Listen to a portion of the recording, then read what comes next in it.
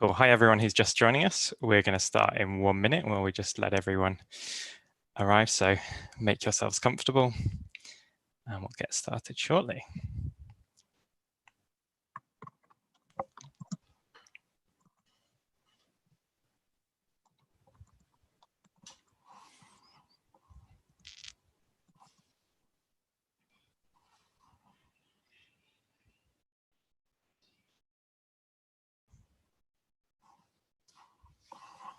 All right, it looks like I think most people who are able to join us for the very beginning are here, so I'm going to kick this thing off. Good afternoon, everyone. Thank you very much for joining us today for the Accubook Update webinar. We hope you're all as safe and well as can be at this time. We also hope your vaccine programs are going as well as the winter weather and all the other factors affecting it can allow. We're constantly in awe of everything that's been achieved on the program in primary care and in other kinds of sites across the country too. So this is your place to hear the Accubook update, which Accubook is our appointment management software that's been available and in use across primary care and across other areas since December. And these webinars have been used since then and before that to give you the latest information about what we're working on and what's available to you.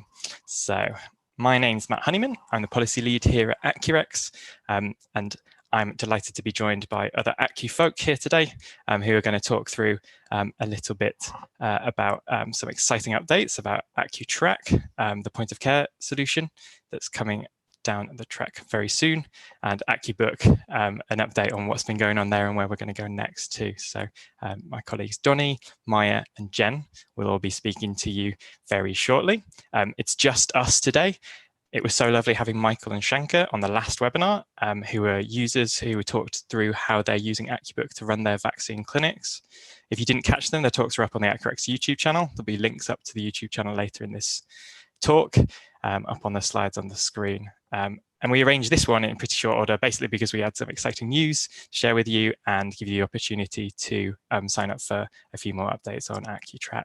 Maya and Donnie will be telling you all about that in a second. But first, I will be doing, for this week only, these are the parish notices in honour of Handforth Parish Council, which gave us all a real insight into Britain's local government earlier this week. So parish notices, we're now at 2.9 million patients booked. Kind of annoyingly not a round number. I think maybe at some point on this call we might be like, yay, 3 million. But this is a huge achievement for primary care and for all of you, mainly across the vaccine program. So just a huge shout out and well done on everything that's been going on to vaccinate the population and vaccinate the most vulnerable first. So it's a life-saving program, and it's something that we're really proud to be supporting in a small way. So this is not the place to get help on getting started with Accubook. Support.accurx.com is.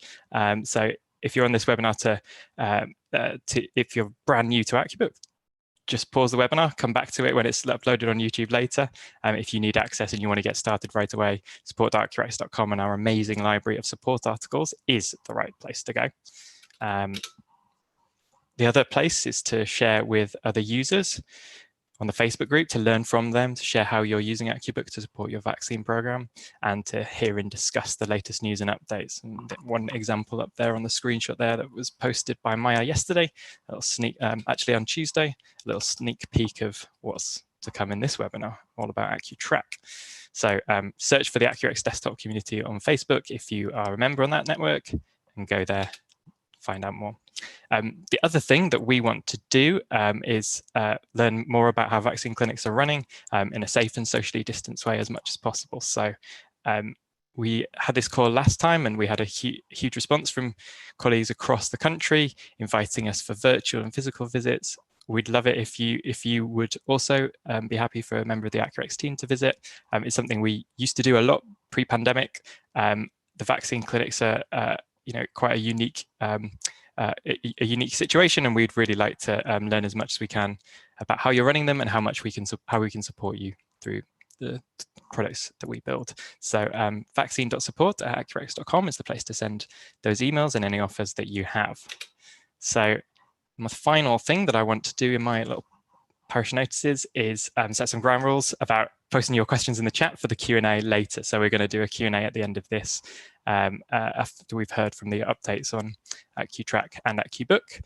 So post them in the chat. We've got colleagues from the AccuRx team, for the wider AccuRx team, who are able to pick up the ones that we can't get to and direct you to places, perhaps support articles, the more appropriate if you've got those kinds of questions, but they'll also mark things that we can answer for you live, just waiting for the Q&A at the end.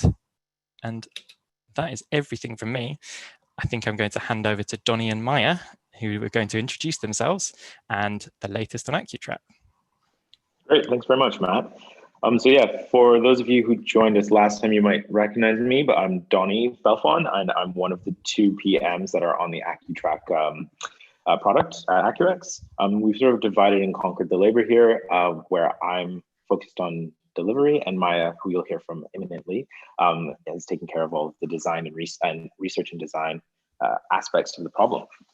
So before we get into the design and the demo of the product, I just thought I'd explain a little bit and shed a little bit more context on why we decided to go with building accuTrack and what sort of problems we're hoping to achieve.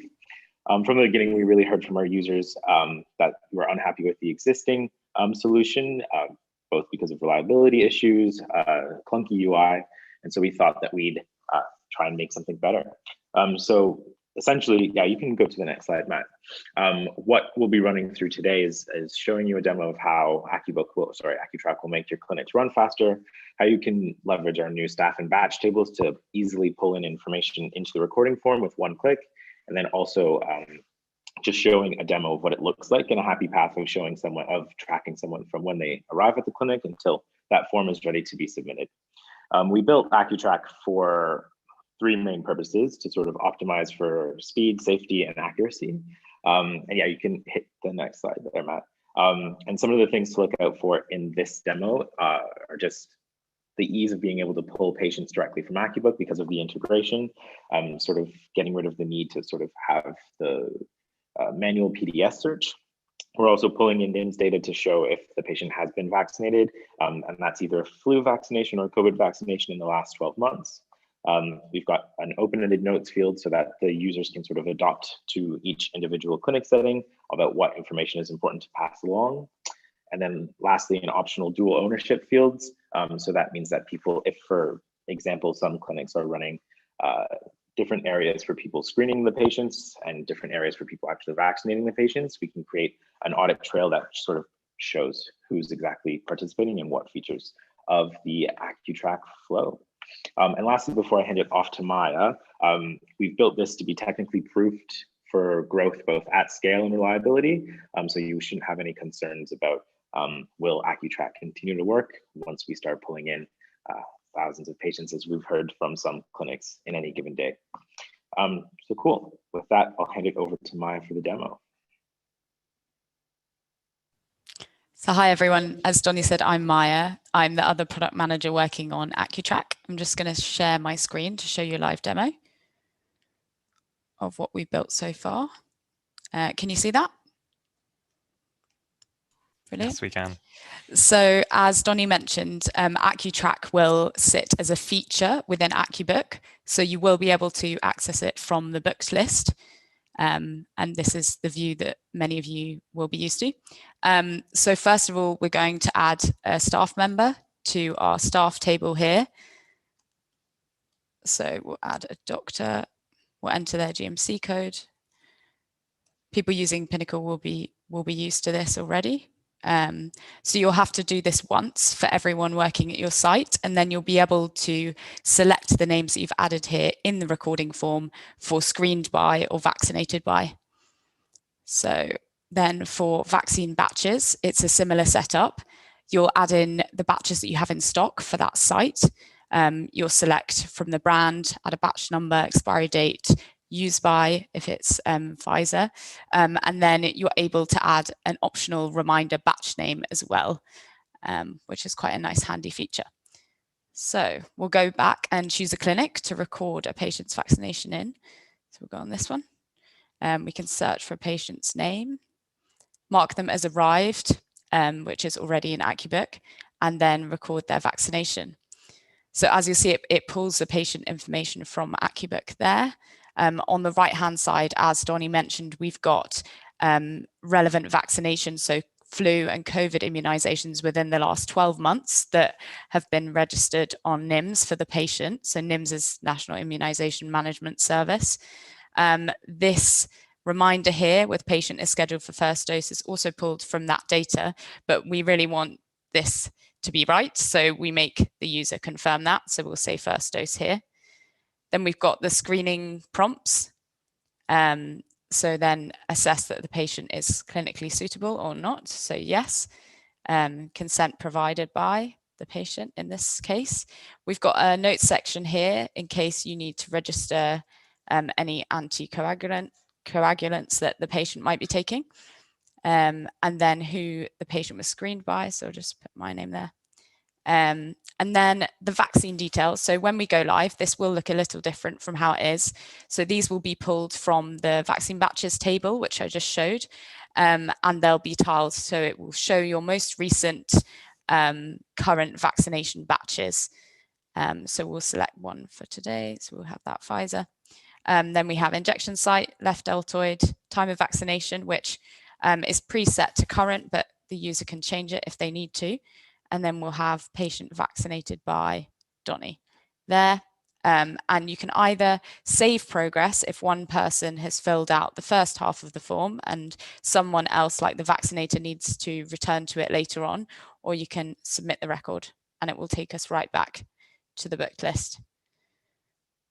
So I'll just show you, Matt, if you could show the slides again. There Sure, we go. just doing that now. Thanks. Can you see them? Yes, perfect. Could you go to the next slide? That would be great. Cool. So in user research, then there's been a lot of requests for reporting. So as well as being able to export the CSV of the NIMS data that's sent daily from the records that have been submitted during that clinic, and which the user will be able to do, we'll also kind of have this dashboard in the patient list where you'll be able to see how many patients have arrived, how many patients have not arrived, how many records have been submitted and records saved but not submitted, so that you have a running tally for dose counts or reporting there. And now I'm going to hand over to Donnie for what's coming next with accuTrack. Great, thanks, Maya. So yeah, we're currently going through our second assurance process with NHSD. We've already gotten the assurance from the first process, which is sort of the method that AccuRx overall is used to going forwards with.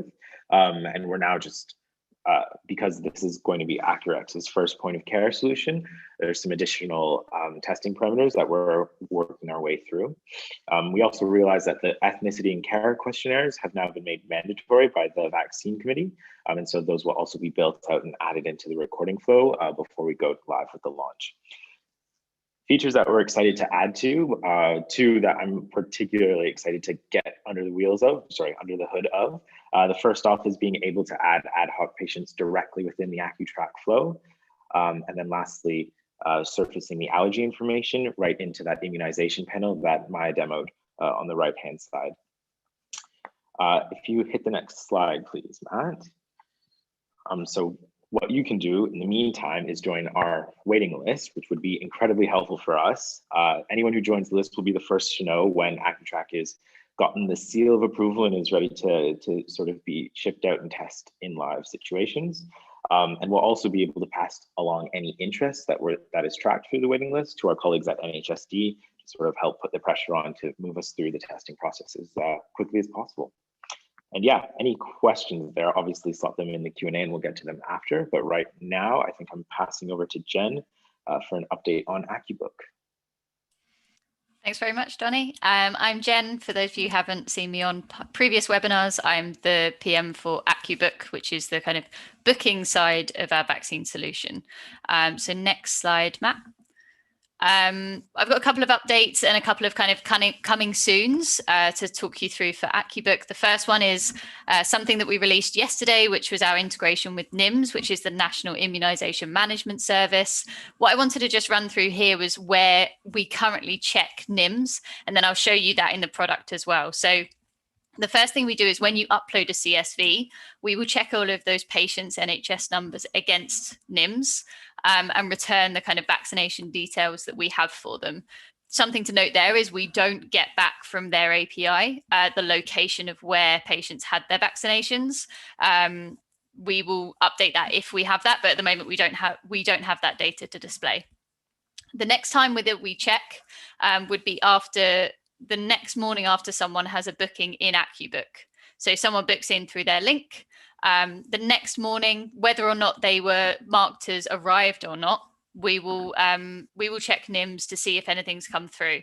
Now we know that there might be a little bit of a delay sometimes between the recording system and Accubook, or recording system and NIMS.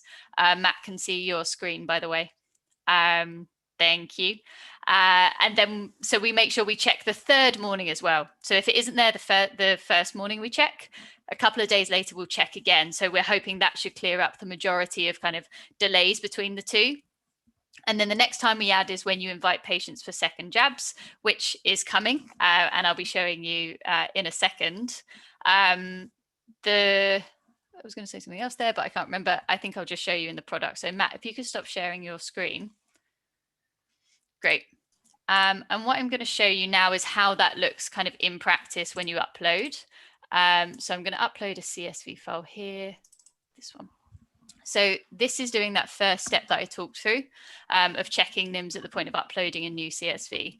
And what this means is that you can upload patients who you didn't have in Accubook for their first vaccinations and just invite them for their second one singularly, which should really be helpful for anyone who didn't start using Accubook at the start of their clinics.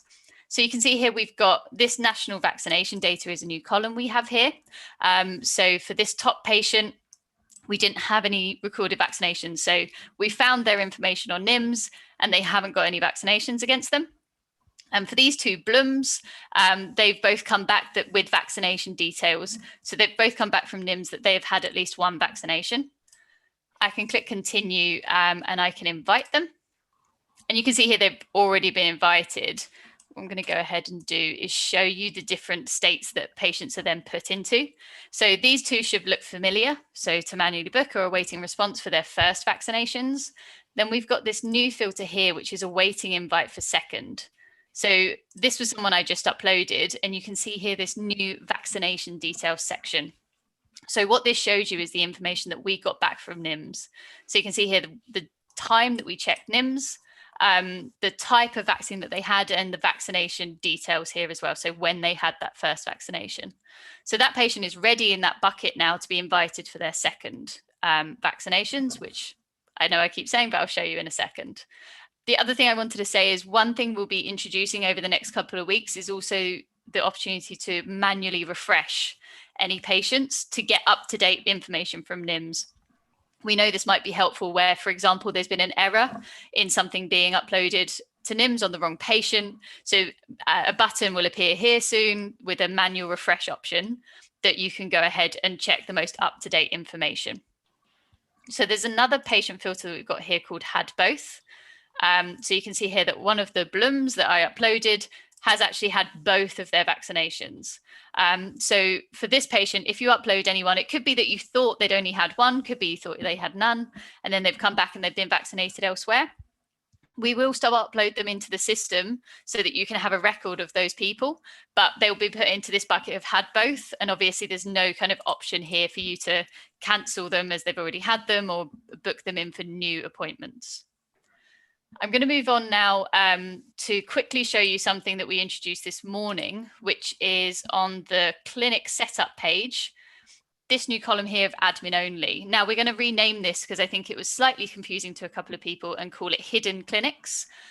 What this does, if you select this box for a clinic or go back and retrospectively choose this for any of your old clinics, is make it only visible to you and any of your Accubook users. So a patient won't be able to see it if they select the link in their text, But if you come onto the desktop and select it, or wherever else, then you will be able to see those clinics. So hopefully that'll be helpful for kind of mop-up clinics or housebound, for example. If you want to manually book people in, but you don't want anyone else to book into that clinic, then you can tick that box, make it a hidden clinic, and then no patients will be able to see it or book into it. I'm going to move on now and show you what we're currently working on. So we're currently working on that kind of next step after NIMS, which is being able to invite patients to their second vaccination. So this means, you remember, this was what I just showed you of patients sitting in this awaiting second invite step. We've got two kind of sub filters here so that you can select patients that have had more than 10 weeks since their first vaccination. This is what, from a lot of our user research, we've found is the most kind of helpful buckets. Moving forward, we will break this down more into kind of the different weeks since their first, but these are our first buckets that we'll be releasing. And you can also see here the option to sort by those older invites. So this should give you a good proxy for the kind of the people you should be inviting first. Once I'm in this view, I can open and see the details, see the NIMS data from those patients if I want to check it, and I can select all of them and then invite them to their second vaccination. So you see here that this is kind of, it's pretty much exactly the same flow as inviting for first. It's just all of the information for the patients will be different and show that it's for their second. So I can send that. You can see all those patients are now disappeared and they're not in that bucket anymore. If I then click on awaiting response for second, they appear here. So kind of mirrors exactly that process for getting patients booked into their first, but for second. And that, I'm going to stop sharing my screen, Matt, if you're okay to share the slides again. And then the last thing I just wanted to say was we've now got a public roadmap for Accubook and accuTrack. So if you click onto the next page, this should give you some information about what we've got coming up next. So I've tried to make sure everything we've got live is in that now live column. You can see there we've got kind of the manual reminders is in progress at the moment. And then we've got next up as well. So if you're trying to see if something is on our plans already, there's a link at the bottom there that you'll be able to go to, and we'll be sharing that as well. So this is a great place to go first to figure out if we've already thought of something or if there's a new idea we haven't thought of yet. And then please do, of course, let us know. And that's it from me. I think, Matt, am I handing back over to you? You are. Thank you very much, Jen. And thank you to Donnie and Maya for taking us through those really exciting developments. Yeah, just a little point about the roadmap link. It's probably going to become a staple in the Accubook update emails alongside the improvements link that you get every time to just see exactly how much is going into, how many improvements are going into the products. It's really exciting. So, next up, we've got quite a lot of time for questions and answers to them, more importantly. Happily, we've also got a lot of questions coming in. So I'm going to be kind of trying to group them into questions about Accubook, questions about accuTrack, and I think the ones about accuTrack, because we discussed that first, have come in mostly so far. So I'm going to start with those, if that's okay, Maya and Donnie. So the first one that I think people wanted to know is like, how do we think this is likely to work alongside or replace indeed Pinnacle? Like, how's that going to work?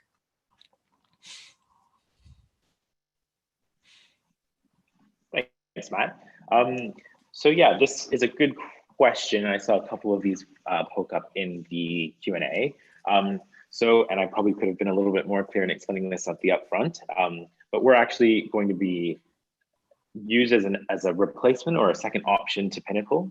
So there's no need to have any of the output of data that comes through accuTrack then updated to Pinnacle. We actually have a direct integration with the same service that Pinnacle does, which writes all of the information to NIMS, which Maya talked about earlier. That means that if you use accuTrack, once we're cleared and ready to go, that would be the last point that you need to touch, and there won't be any further involvement needed with Pinnacle. Great. And what about other things in terms of payments and other kinds of things that people might just be worried about if they were to switch? For sure, yeah. So the team and I are currently working on the BSA payments integration, which I think is likely to be ready to go as soon as we launch. If not then any payments that happen in the intermediary time, we'll be able to written back, of course.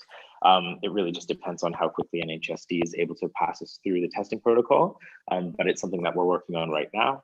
Aside from that, other concerns, if you holler them out in the Q&A, I can't think of any right now aside from the payments and the actual NIMS integration going into the NHS data.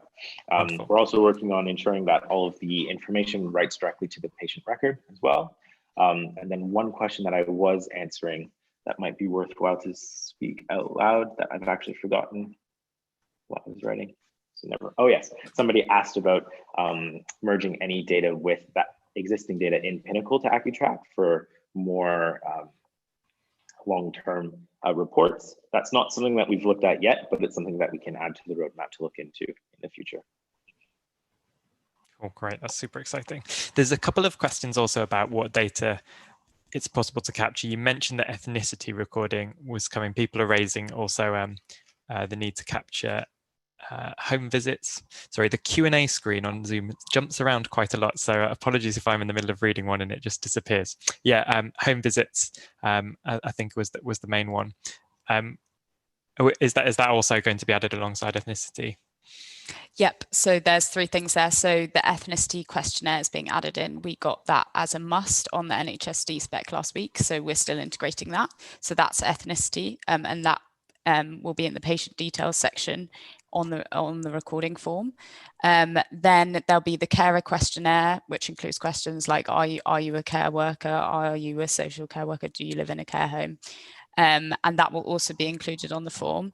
There'll be an option to say yes, and then it will expand further options, or you'll say no to all, and then you'll be able to carry on. And then in terms of registering care home visits, we know these are paid differently. So it's obviously something really important to incorporate alongside home visits, and there'll be an option to register the vaccination as recorded in a care home or as a home visit. And if it's a care home, you'll be able to search that CQC, look up and register the details of where the care home is, etc. I hope that answers some of those care home questions. That's super helpful. Are you still able to hear me? Because I've completely lost everything on the screen. Yes. I think this is just a temporary computer issue. Cool. So the message is that people can have confidence that it'll enable them to fulfill all the requirements of the vaccine program. That's really exciting. Definitely. Cool. That's awesome. What about ad hoc patients and extra patients who aren't booked into the clinic but turn up on the day? Donnie, you wanted to address this one live. Yeah, thanks, Matt. This was something that we're working on. It was in the coming soon slide, but I didn't really flesh out what that means. Currently, for any tracking, we're pulling in the information that's directly from Accubook. What we're looking at, what we've already started designing for, is being able to record a new patient and record that vaccine from directly in the accuTrack flow, which I know just by virtue of being at the clinics and seeing how often this tends to happen, particularly on Pfizer days towards the end, when you just need to find people to fill out any spare doses you might have, something that happens quite frequently. And so it's coming soon. Great, thank you very much. I have a couple of questions for the Accubook side that have come through, and I know that you want to answer live, Jen, so I'm just going to handle those and hand those over to you. So first one is about patients with awaiting response invites for their first dose.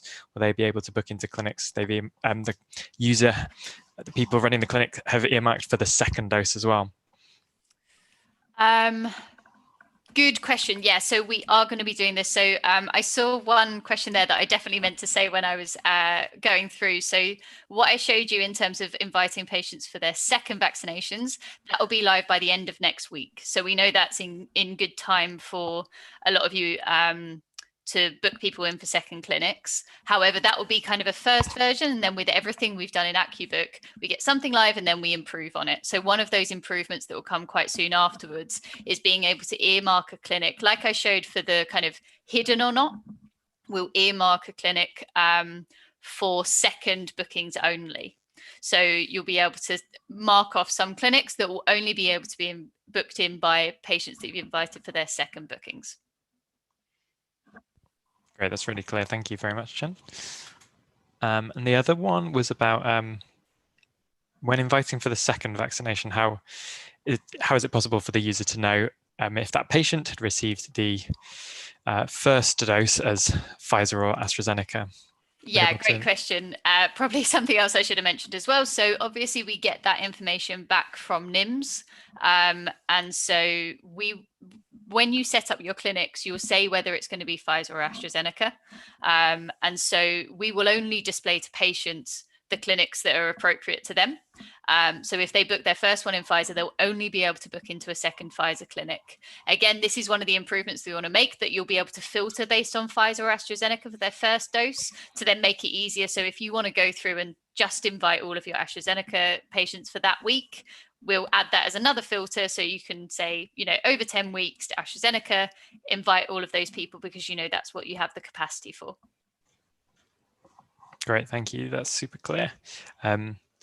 I think there's a couple more in there that you wanted. Oh no, that was exactly the same. A very similar question, Jen. So questions about timelines for when the second booking options will be live. Jen, what's the kind of latest line on that? Yeah, so end of next week will be our first version of inviting people, and that will include, like I said, that kind of block. So any first vaccination Pfizer will only see second vaccination Pfizer clinics. That will involve doing it in bulk, so not just one at a time, but selecting all of the patients in a certain state. So awaiting second invite and sending that invite out. What it won't include by the end of next week is that selecting a clinic as second only, and that will come the week after. Great, nice. I think there's also a kind of timescale question for accuTrack as well that would be good to kind of answer a bit more of, Donny or Maya, if you're able to. Just reiterate what I think you did have it in your presentation, but just reiterate that one for colleagues. For sure. So for timelines, we are kind of at the behest of the NHSD testing process. Originally, we had planned to be in clinic for pilot practices this week. But when we found out about these additional layers of testing, just as soon as we get through those stages, we'll be able to be live. So in terms of a firm timeline, I would say we're just waiting to hear more about the process from the NHSD. And then when we do, we'll be able to update either via the waiting list or via email as well. That's great, thank you. That's very clear. So sign up to that waiting list to hear the latest on those. It's definitely the message. You can do that at link.accurax.com/accuTrack. And I think a couple of people have had some local issues with local configuration for getting access to that. It's a Google form on the other end of that link. Let us know if others are having issues. I've seen quite a lot of responses coming in already, so I think it unfortunately some kind of local issue.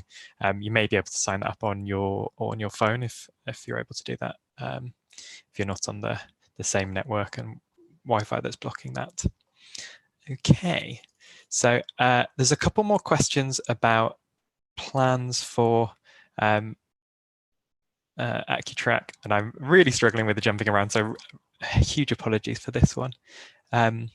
About what happens to data that is basically captured in accuTrack and whether it's then passed back to the record. This is something I think we're trying to understand a bit more ourselves in terms of what gets passed back to EMIS System 1 and the other clinical systems. But essentially, it's a situation where we submit the data that you capture in accuTrack to NHS Digital for onward processing. Is that about right? My understanding there, Donny and Maya, you'll know more of the detail. Yeah, that's essentially bang on. At the end of every day, an update will go to NIMS, and then this is going to happen someplace overnight, so around 2 a.m. because we know some of these clinics run quite lately. And then also an additional layer of information will be sent using FHIR messages, which is the same process that pharmacies use to write that information back to the patient record. Yep.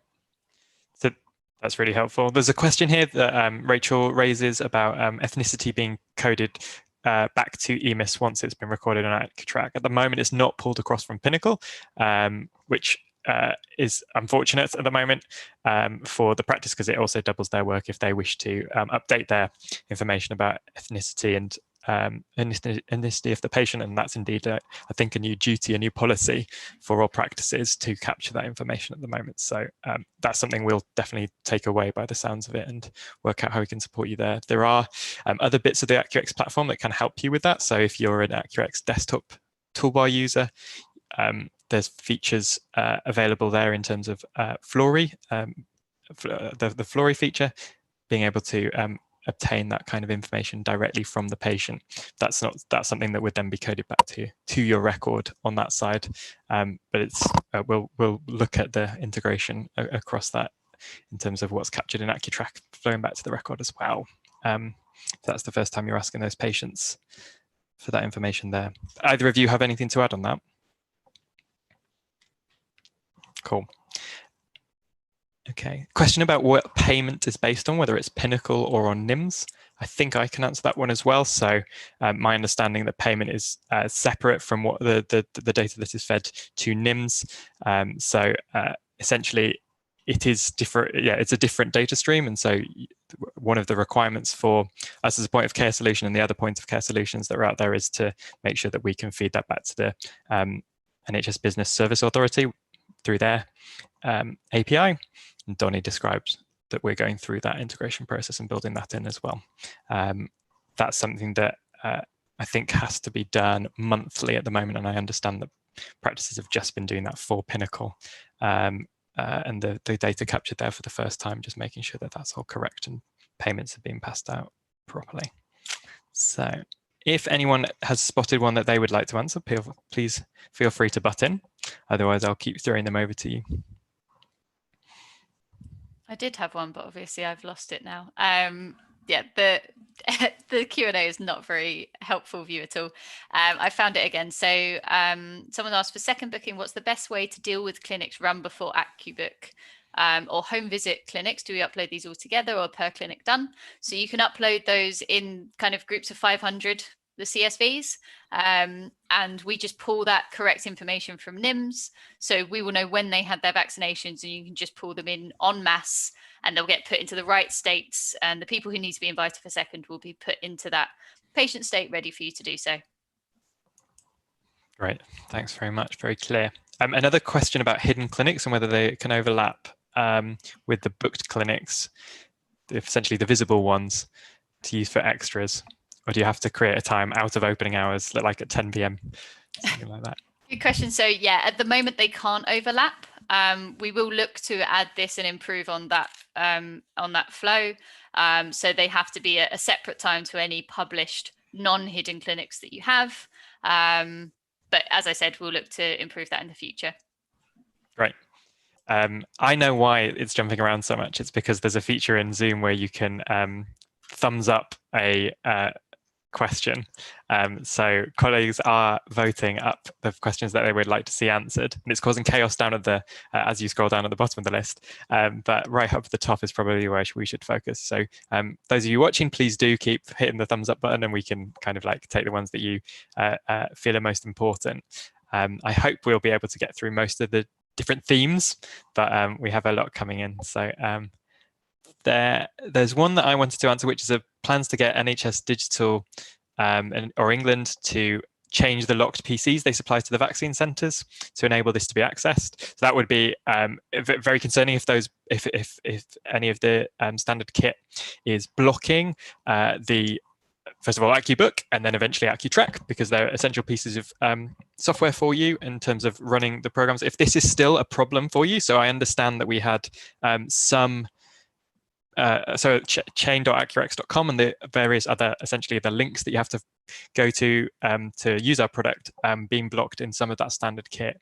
If people are still having problems with that, because I've raised it with the Central NHS England Vaccine Help Desk, please let me know directly. So you can do that. I can just give you my email address for that purpose. Actually, come to support@accurx.com in case I can't pick it up at the time, and just like say Matt wanted me to get in touch. So if you're still having problems with that on PCN standard kit, I think it's the kind of terminology for it, so that's desktop computers or laptops that you've been provided with, there should be the allow list for all of those. All that kit should have been updated for you, and I need to know if it has not been, because I will chase it on your behalf, and it will be good for me to get a sense of how much that problem still persists, because we really want to get this resolved for you. So Nigel says he's going to double check on this one, and yeah, we'll absolutely make sure that the colleagues who work on that service on behalf of NHS England, I think we'll get that fixed up, but I need to chase that through the help desk. So thank you for raising that. Otherwise, if people are not using that kit, it's likely to be a local configuration issue. We can still help there in terms of like what links you need to have unblocked to make sure this service works. There's a support article, I think, going up on support.accurex.com, gives you that list, so that whoever runs your IT locally can configure that for you. So they should have everything they need there. So sorry, I just spotted that and was concerned by it. So yeah, let us know if that's still happening. So more questions, anyone that you'd like to answer? I think Jen had a question that she'd like to answer about patients invited by another practice who've then since moved to a new area. Yes, yeah. So we know this has been a bit of a painful flow for a lot of practices, and one we've been trying to kind of find out a good balance for, if I'm being honest about it. So Kelly asked if we have patients invited by another practice before moving to our area, and despite the request to decline the invite from their end, this has not happened. Is there any other way we can manually invite our end? If not, the patient's in limbo. So we know this has happened to quite a few of you where you've invited a patient and it comes up with already invited outside of network and you can't do anything with them. Once we're finished with second bookings, so after the end of next week, we'll be looking into improving this flow. So we'll be looking into allowing you to kind of claim that patient and re-invite them. Then obviously the patient, the balance here is then the patient gets more than one link or more than one invite to book into. So we're just trying to figure out how we make that kind of fair and not a terrible experience for the patient, but our intention is to allow you to kind of claim and re-invite those patients, so that then you can get them booked in and they're not left in this state where they're invited by a practice that they don't want to attend for their vaccination. So hopefully that answers the question, and yeah, please stay tuned for updates on that one because it's definitely a flow we want to improve. Cool. I've got a couple of questions that I can handle about the availability of accuTrack in terms of procurement. I think the situation at the moment, and correct me if I'm wrong, Donnie and Maya, we're still confirming the exact route that you'll be able to turn accuTrack on. It will be separate to Accubook. I think we will likely have yeah, more news for you on that if you sign up to our waiting list, and we can update you on that very soon in terms of yeah, how that'll work. We're hoping, we're talking to NHS Digital about exactly how to make that available. We understand what would be easiest for most people is a similar process to how they were turning on Accubook. Let us know if you disagree with that. But I think that's basically what we'd need to say on that front at the moment. So it's TBC, and we'll have more news for you on that very soon. Maya and Donnie, just raise your hands if you need to add anything more on that at the moment for that. Colleagues would like to know more about the decline flow, Jen, if that's possible. Yeah, absolutely. Say a bit more about. Yeah, so the decline flow is something we've had in kind of since we went live, really. So a patient can choose from their booking link, or a practice user can do this as well from their side, to click through decline. Patient then puts in their date of birth just to make sure it is them declining, and then they can choose from a few options. We've recently added and kind of made some improvements to this. So on the front page, it now says, I don't want to book right now / I've already booked elsewhere.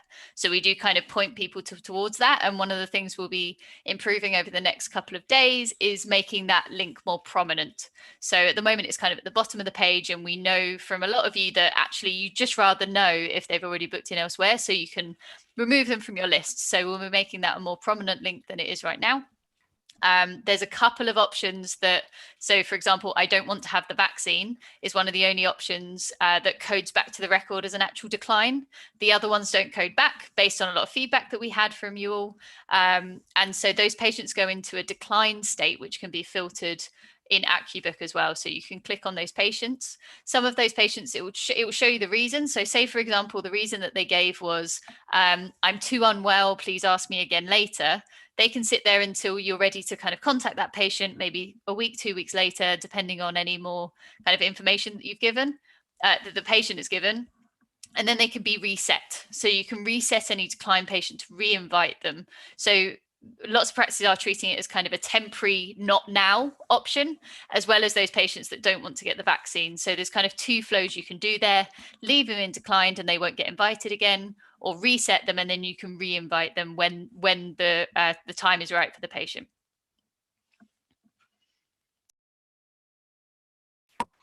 Great, thank you. And I think there's some other kinds of general questions about using Accubook, being able to see the NIMS data, whether it's live at the moment, Jen, if for everyone. Is that yes? So NIMS data, yeah, NIMS data is live for everyone. So the flow that I showed you with the CSV upload flow now has a new column that brings back the vaccination data.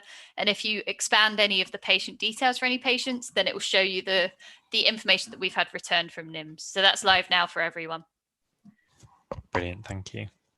And there have also been some questions about that discrepancy between version 1 and dose 1 and dose 2 of the vaccines, and how that will affect invites that are going out. I think some more if you were invited for AstraZeneca and given Pfizer, what would that mean? Yeah, so we kind of, what we're planning to do on this is we're taking NIMS data as our kind of source of truth. What we are going to add in is kind of a manual override. So say, for example, there's a specific patient that you know has had AstraZeneca, but it said someone's put on NIMS that they had Pfizer. We want to introduce the ability for you to manually override this if there's been an error, which means then the patient will get invited for the right vaccine. So the logic that we have for when a patient is sent a second invite, they can only book into a clinic that's got the corresponding vaccine type. So when you set up a new clinic in the clinic page, you will choose whether it's AstraZeneca or Pfizer. So this becomes more important for your second clinics because only the corresponding vaccine clinics will show to patients when they've had their first one. So if any of that data looks wrong on NIMS, then there'll be a manual override and then you'll be able to invite them for their second bookings. I hope that clears that one up. That's really helpful. Question about my favorite topic, multi-site, and whether there are any plans to develop multiple sites within the same ODS code for Accubook, Jen? Yes, so we have been doing this. Our support team has been doing this for a few practices. So you can have 2 locations from the same ODS code because we know that was a problem quite a few of you were running into. So we can do this after second bookings. This will be something else on our list to make this accessible for everyone because we know that would be really helpful and kind of making more improvements to how to make it a lot easier to manage multiple locations from the same practice. Great, thank you, Jen. There's a couple more comments coming through about the standard kit, so thank you for that. It's obviously still causing issues in terms of access, which we're really sorry to hear about, and we'll try to make sure that we can fix that for you. We can't fix that for you, but we can put some pressure on to help make sure that kit is fixed up for you. There's a couple more questions that I think you've got marked as live answers, Jen, and I don't know if you have already considered them live. So if you have hit them done, I think that's when second invites being sent and they follow the link. Does this system allow them to book in at the right time, 11 weeks onwards, if that's the right time? Yeah, so thanks for that one. So the question is around, is there a limit to when the patients can book in from? We're not introducing this for our first version, mainly because there are practices who have identified that there are going to be different reasons why they aren't doing it exactly the 11 point onwards. So we didn't want to put too much of a restriction on that. However, if those clinics are only put on for the 11 weeks after the patients you're inviting, then obviously they'll be the only ones they see. But like I said earlier, this is something that we definitely want to get something out live as soon as possible for you to use, and then we'll continue to improve it. So that might be, for example, letting you choose when a patient can book in. So is it 11 weeks onwards? Is it 10 weeks onwards, etc.? But the idea is if that 10 plus week bucket, if you're inviting them for the following week, then that will be the 11th week. So we tried to keep it nice and generic for that one. And then the other question that I had here was, will patient invite lists only update from NIMS when first uploaded, or are they updated each time the list is viewed? So it's the points that I went through earlier. So CSV upload is kind of the first time we check. We don't check again right now until the day after there's a booking in Accubook. So if a patient books in, we'll check the day after that. So part of this is because there are so many patients in our system, like Matt said, 2.9 million booked in. You can only imagine how many there are kind of waiting to be booked in or with bookings in the future. That's just so much for us to be checking things for all the time. So we can't do a kind of always on integration with NIMS. However, what we do want to do is introduce a manual refresh on a patient level. So if you think that a patient should have more information that they have showing, then you can do a manual refresh. We'll check with NIMS and pull the most up-to-date information. Another important place to say where we do check it again will be on that invite for second. So that flow that I showed you of inviting patients for their second bookings, we check NIMS at that point as well. So say at that point, we then find that a patient does have a second booking on NIMS, then their invite won't be sent for their second vaccination because they've already had it. So we'll put them into a had both state. And like I said, they don't then get the invite. Great, thank you.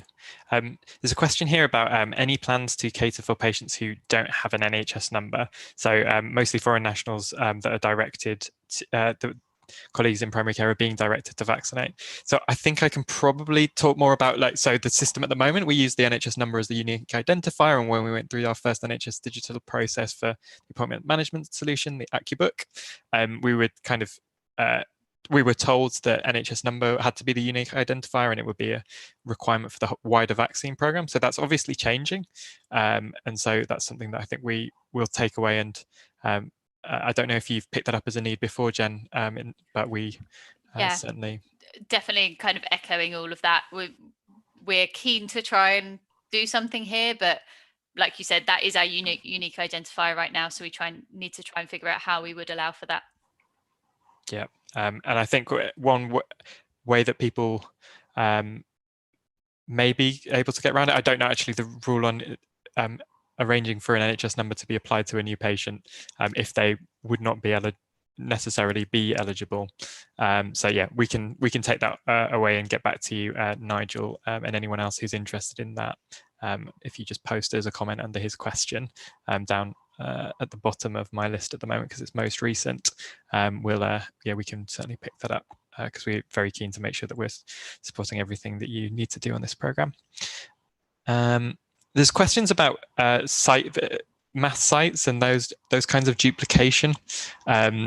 So there's I guess a couple of issues here: duplicate bookings between or people who are phoning practices and saying, I've already been invited to the mass site. That is something we'd really like to be able to solve, again, through NIMS or some other similar service. And we're working on that in the background for you. Hope to have more info on that soon for you. And then there's also, if you've had your vaccination at a mass site before, are we able to check that? That's another kind of question that's been coming in around this functionality. Jen, can you just confirm? Yeah, definitely. So as you've kind of said, that we don't currently get back booking information through NIMS. So we only know if a vaccination has happened. So as you said, it would be really useful for us to have this information. We can kind of flag that to you. This patient is already booked in elsewhere. And we know a lot of what you want to do is kind of remove them from your to-do list because you've got lots of other patients to be getting on with. It's kind of one less thing to do. The second point to make there around we will tell you as long as they've had a vaccination, as long as it's on NIMS, we will display it. So it doesn't have to be that it happened at your practice or within your network. If they've had a vaccination on NIMS, we display that to you. So it doesn't really matter where they had it. I know sometimes it will matter to you, but it doesn't matter where they had it for it to show on NIMS and then for it to show in Accubook. Like I said, the other thing we don't get back is location. So we don't get back anything to do with where they had their first one, where they had their second one, which again is information we think would be really helpful, but we just don't have to show it this time.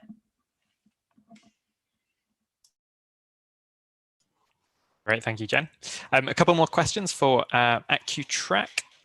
One is about which organizations are able to get access to accuTrack. Is it something that will be turned on for linked booking sites, or is it just the lead organization that would have to manage it? So this would be like the staff tables and the batch tables would be able to be edited by all organizations involved in that site. So there wouldn't be a problem there with adding that stuff centrally. I hope that answers the question. I think so. Sorry if I hadn't articulated it very clearly. So it's something that it's not just lead organizations would have access to. Exactly. So whether you were invited to be part of an Accubook delivery site, or whether you were leading it yourself, it will be all practices will be able to add. Okay.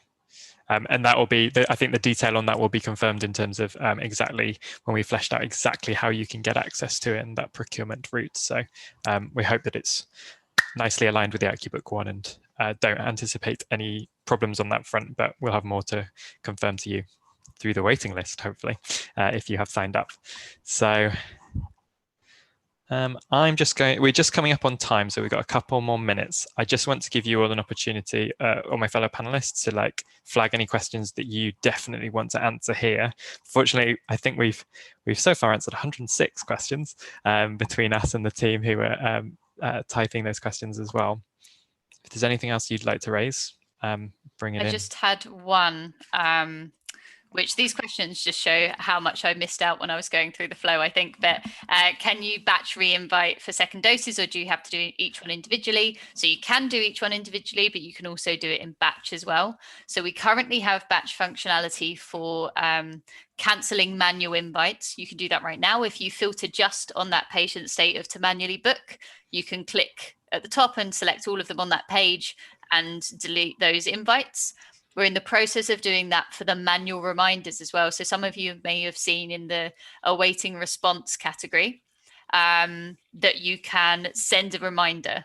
So we're currently building the functionality to do this en masse. Again, select that filter, select all of them, send a reminder. And then the next batch functionality we'll build is for inviting for second. So click the people in that filter, select them all, and send an invite out. So it will act exactly the same as the other bulk functionality we have. Great, thank you. And Donnie and Maya, was there anything else on accuTrack that you wanted to answer? We will try and get to as much as possible. Yes, so there was a question about, will the info on accuTrack be the same as that recorded on Pinnacle? We will record everything that NHS Digital requires us to record, but we won't be recording things like route of injection, getting the user to input that as intramuscular. We're trying to cut out as many unnecessary data fields as possible, but we're sticking really, really closely to achieving everything that's on the NHSD spec. So there's no need to worry there with data collection that's being sent to NIMS. Great, thank you. I'm just going to do one quick whiz through the list. I think there are a couple of questions that I can definitely handle from the IG side of things. I'll be picking up with a couple of people in just questions about how long data uploaded into Accubook is handled, and I'll send individual emails there. You can also find that information on the IG part of our website. We've just updated the documents related to Accubook and accuTrack, so that should hopefully be more clear there. And I think, yeah, in terms of the questions that we're going to be able to get to now, that's probably as much as we can at the moment. So sorry, if we couldn't get to ones that you have asked, we will try and we'll definitely take them all away and make sure messages are sent out either through the Accubook update email that you'll be getting, or through either updates to our support articles and things like that. You'll be able to watch this webinar back on YouTube to share if you would like to. More likely you'd want to share it with colleagues who weren't able to join us today. If they've got a clinic now or something like that. You can get access to other insight and support on Accubook, and indeed all the AccuRx products at support.accurx.com. So it's down to me to say stay safe. Thank you for doing all that you're doing on the vaccine program and your wider work across the NHS. Thank you for joining us today, and goodbye. Thanks, everyone.